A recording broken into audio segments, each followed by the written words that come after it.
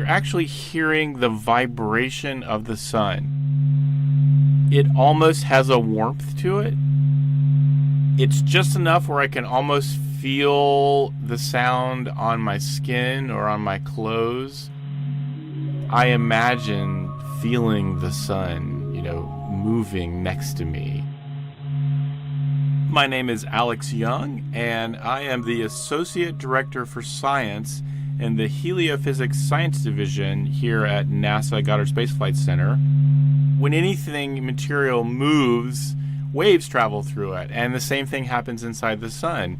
And these waves are traveling, bouncing around inside the sun. And if your eyes were sensitive enough, you actually could see this jiggle. But what scientists have done is they've taken that jiggle and turned it into sound, into a sound that we can hear with our own ears. The sun is vibrating at lots of different frequencies.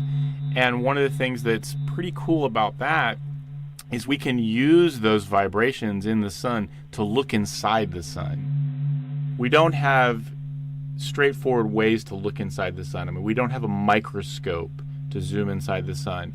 So using a star or the sun's natural vibrations allows us to see inside of it. And we can see huge rivers of solar material flowing around. We are finally starting to understand the layers of the sun and the complexity. It's really cool because all of this complex motions inside the sun are in fact what generates magnetic fields inside the sun. And those magnetic fields float up to the surface and give us sunspots. And those sunspots give us solar flares and coronal mass ejections, this whole thing we call space weather. So all of these things are connected. And that simple sound is giving us a probe inside of a star. I think that's a pretty cool thing.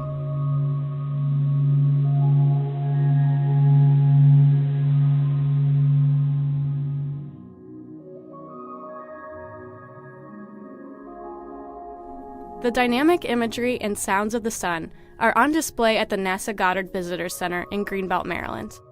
Solarium is an immersive art installation that transports visitors into the heart of our solar system.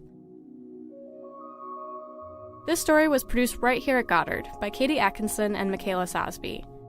The sounds you heard in this piece were sonified by the Stanford Experimental Physics Lab. The data comes from the Solar and Heliospheric Observatory, a collaboration between the European Space Agency and NASA.